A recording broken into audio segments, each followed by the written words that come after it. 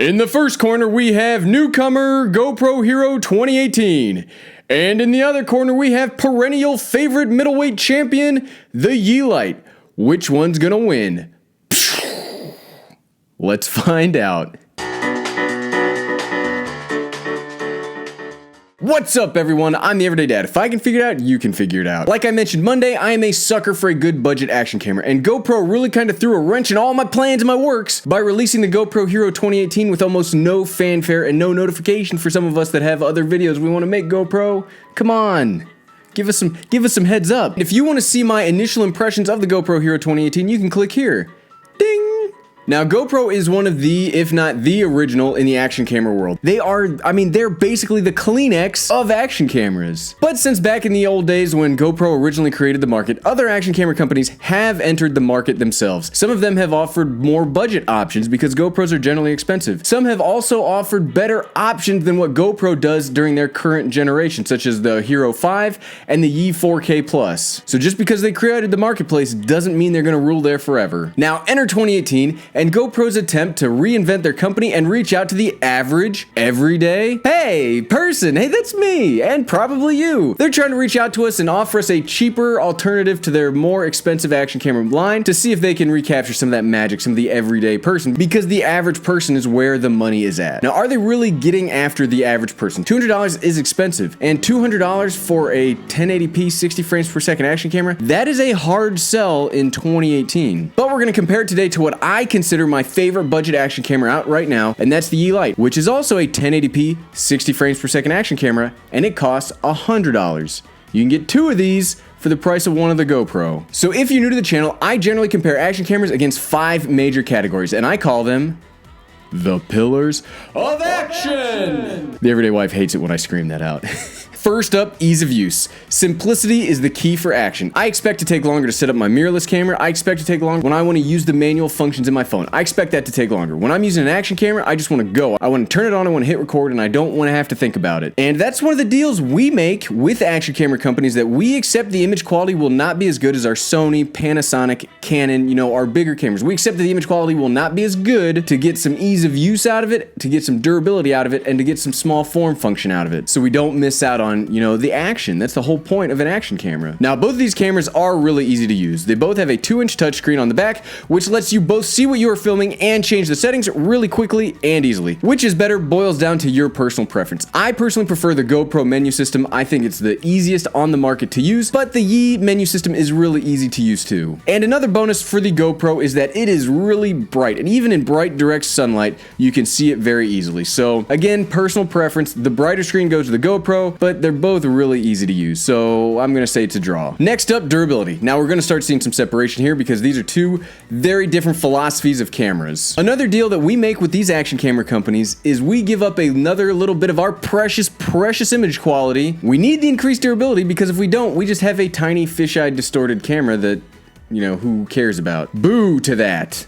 Boo, I say. Honestly, this is the difference between the two. And like I said earlier, it's really a design philosophy between the two camera companies. Now, I've never liked how plasticky and budgety the Yi Lite feels. It definitely feels like a budget piece of tech. And I really like how the GoPro Hero feels. It feels very durable. It feels very robust. If you've ever held a GoPro Hero 5 or a GoPro Hero 6 Black, they feel the exact same way. And it is a rugged, durable, waterproof, without a case camera. Now, you can get a case for the Yi Lite that will increase the durability, make sure that you can take it everywhere, but you're going to lose all of your audio, and you're not going to be able to use it in a gimbal then, and we'll talk more about gimbals and accessories here in a second, but that's a huge thing, that this is durable in a self-contained package, whereas if I'm going to be out riding, I never have to worry about the rain, the mud, stuff like that. I can just clean it off and get going. The one thing GoPro does better than any other action camera manufacturer is its durable body. That's it. I mean, without that body, GoPro as an action camera company offers nothing to the market. I mean, seriously.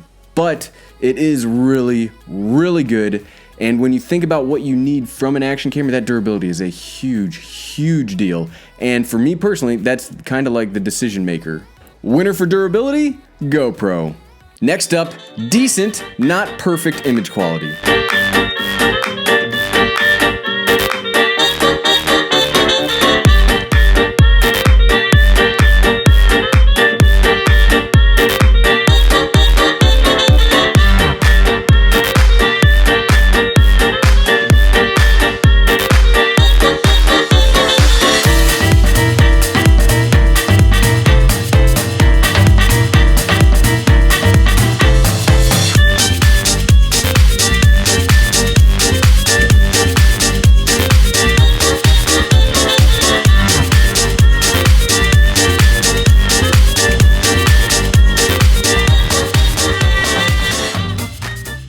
Now, we've talked about what we gamble in exchange for the image quality in our cameras, but we can't give up too much because I won't recommend an action camera that's too expensive and doesn't have relatively good image quality. You can spend less and get worse image quality, but if you're gonna spend $100, $200, there's a certain level of image quality I'm gonna require before I recommend it. Neither of these cameras have fantastic image quality. They both have budget internal components, and it is one of the places to save money is in the sensor and the processor. For budget cameras, their image is okay, but the GoPro is really pushing it. $200, like I said, is not very budget. It's really pushing the edge. I get it. As a GoPro, it's budget. The GoPro Hero 6, when it was released, was $500. It's now $400. The GoPro Hero 5 is $300. So it's budget as compared to GoPro, but when you have things like the Yi Lite knocking at the door, we're not really talking budget, and I would expect better image quality for my dollars in the GoPro Hero. Winner for image quality? Neither, but the Yi Lite is cheaper for the same image quality. So this is the low light capability test between the two action cameras. So we've got the GoPro Hero on the left. Well, we've got the GoPro Hero on stage left, or camera left. You're the GoPro Hero, you're the Yi Lite. Okay, let's drop it down. This is all the way down. This is no light, except the backlight. There might be a little bit of light leaking in from the side here, but hopefully this works pretty well. This is pretty low, and then let's bring it back to normal. So this is the level of light that the rest of the video was taken in. So this is the low light comparison from a mirrorless camera to the action cameras, and then amongst themselves. Back to the video.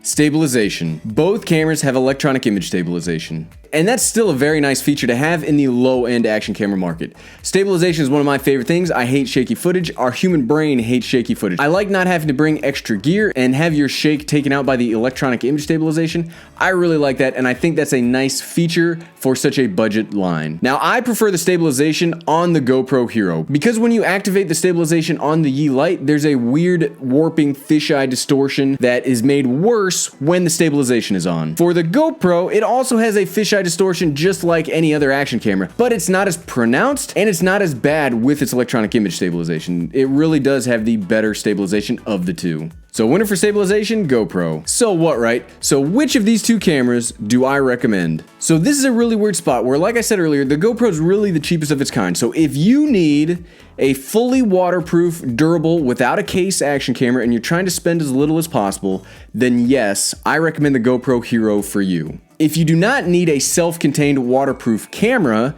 and you can use a case, you're not using gimbals, you're not using the audio out of the camera, then I would absolutely continue to recommend the Yi Lite. I still think for the price, the Yi Lite is the best action camera on the market. I think Yi really captured lightning in a bottle with the Yi Lite. It's the best for the features you get, for the price, and the image quality. So what do you guys think? What do you prefer? Leave a comment below, and I'd like to have a conversation with you about which action camera for the price is actually a reasonable purchase. And if you're new to the channel, click that subscribe button down below. We do tech comparisons every Wednesday at 6 p.m. Eastern. Well, hey, I'm the Everyday Dad, and if I can figure out that it's really just a great time for action cameras in general, like this is just a great time for tech for all of us, you know, whatever the comparison is, it's just, we live in really great times for technology. All of that, you can figure that out too.